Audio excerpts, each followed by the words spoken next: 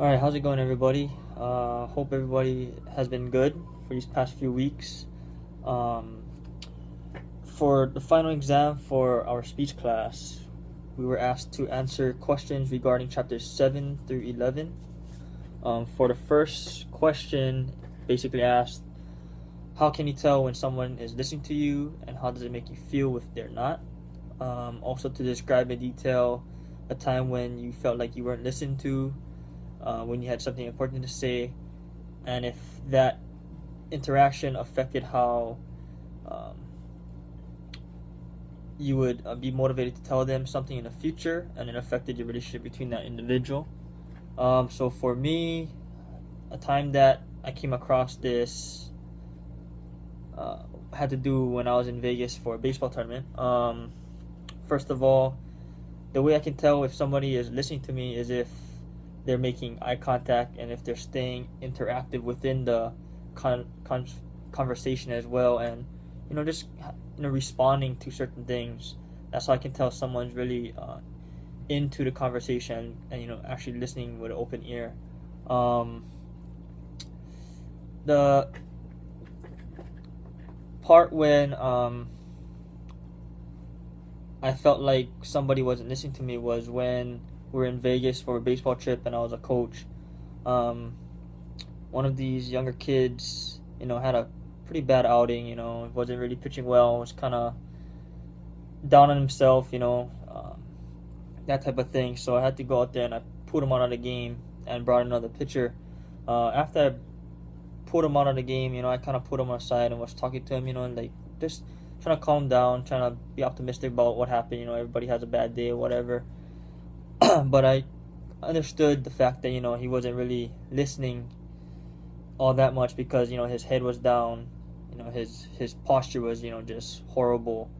um, I could really tell that he was taking it really hard for not doing as well as he hoped, and I could just kind of tell by his body language the way that he wasn't listening. But I could, as a former player myself and as a present player as well, we all go through, no matter what sport you play, you all go through those bad days, and you have those down moments when you are kind of actually ticked off about yourself, for not doing as well as you want to do. And sometimes you do get down, and it's expected. I knew where he was coming from. I knew what kind of situation he was in, so it didn't really affect my relationship with him, as a fellow athlete, and it didn't really affect my motivation as well as to telling him important things in the future.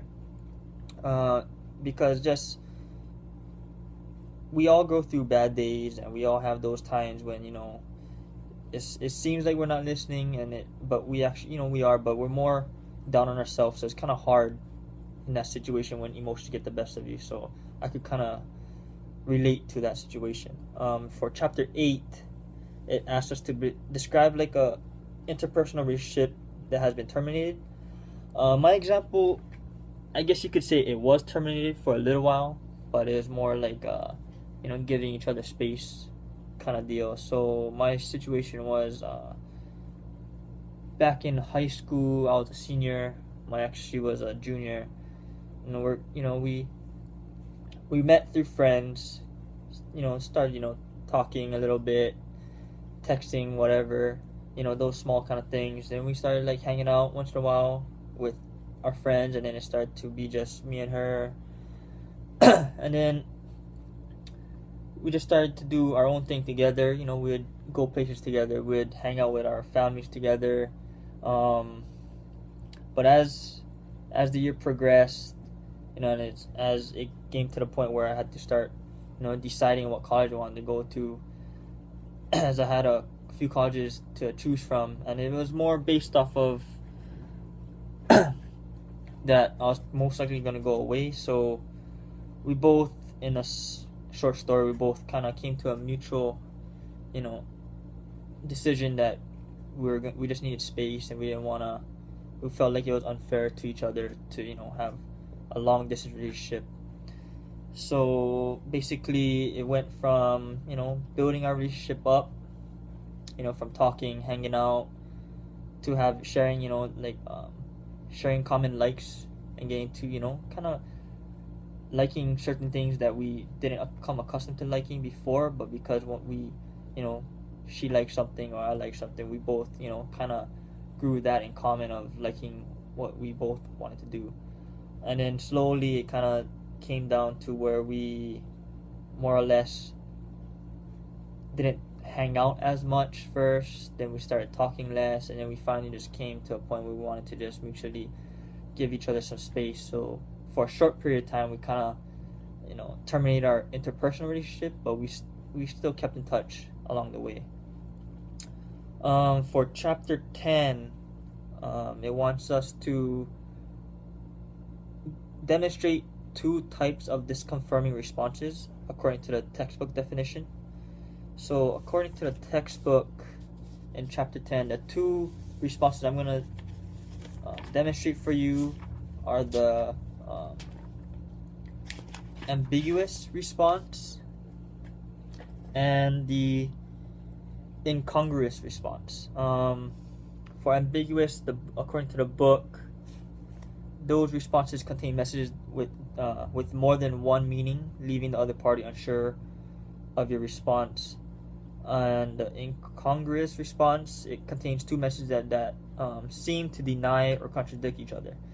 So my example for ambiguous response would be, somebody saying like, "Hey, me and a few friends are gonna go play some ball at the rec center. You want to join us?" And my simple response, an example of response could be, "I don't know, maybe we'll see." So that kind of leaves, your friend or the other person kind of unsure of what you're gonna do, kind of like a blank answer almost. For the incongruous response, my example that I came up with be when somebody approaches you and says, "Dude, those are some sick shoes," and another person's response could be like, "Oh, thanks, so are yours." Kind of like it's making it seem like you weren't really interested in the situation or the compliment that they gave you, and you just threw one back at them in the same way, but without much, in more like a monotone, not really showing expression, you could say. And then for the last few questions deals with chapter 11. It says to describe a recent conflict that you have had in one of your interpersonal relationships. How would you describe the primary conflict management style you used in this conflict, whether it's avoiding, accommodating, competing, compromising, or collaboration? What style do you feel the other person used as well? So for my conflict, it was a recent trip to Oregon, actually, over Thanksgiving break. I went with my friend. We both wanted to go watch. Our point of the trip was to go watch the Civil War game between the Ducks and the Beavers. And then, kind of last minute, she wanted to go and also watch the men's basketball game before the football game. And we're staying out in Portland, and our plans was she wanted to go Black Friday shopping and all those things. So I kind of wasn't really wanting to go to the basketball game, because that means we'd have to wake up super early or stay up all the way through the night, since the game was on Friday and Black Friday shopping starts on Thursdays in Oregon. And it would be exhausting, because we have to drive all the way down to Eugene, which is like a 2 to 2.5 hour drive. And the plan was I would drive.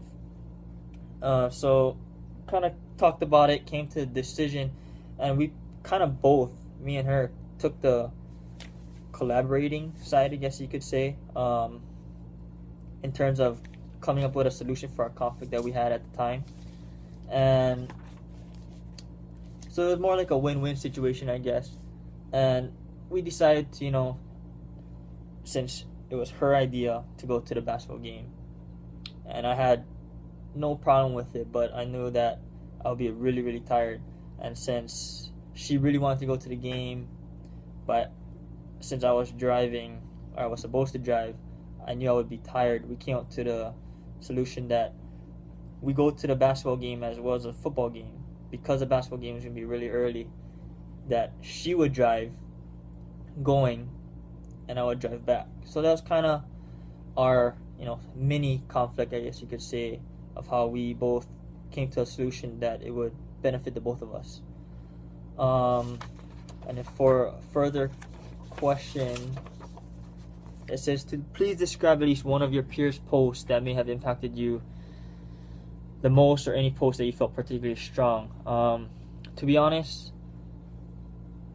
I thought this class was really fun, and I thought, that I couldn't really pick out a single post, that really affected me, but I enjoyed the class because when we post our threads, I could really see the different posts and how people responded. So it's just seeing the different point of view from other people and just taking that in and just understanding other viewpoints that maybe I wasn't accustomed to, and really seeing how other people think, and that kind of benefits me and my thinking as well, to get used to and to kind of be more open-minded about certain things.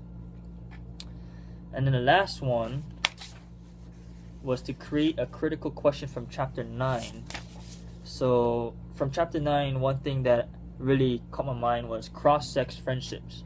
And I noticed a lot of this things going on nowadays with relationships is, a lot of people think that cross-sex friendships, or a girl or a guy being friends with the opposite sex, can't happen. And a lot of it is, to me, a lot of that is more jealousy and whatnot. But to me, I have no problem with a girl being friends with a guy, or a guy, or vice versa. And I just think that when it comes to those kind of relationships, when you have a boyfriend or girlfriend, and boyfriend doesn't enjoy it when a girl is close friends with another guy, to me that's a little on the selfish side. And my answer to that would be kind of like, it all comes down to trust, because you can't really have an intimate relationship without trust, and that's like the biggest part of it to me, is when you commit yourself to one another, is trust is a huge thing. And so cross-sex friendships, I thought, was an interesting topic to bring up, because I don't know if it's just me, but I notice a lot of people nowadays in the relationships that is an issue, or can be an issue. So I just thought I'd bring that up. And that's about it. Hope everybody enjoys the rest of the school year and does well in their finals. See ya.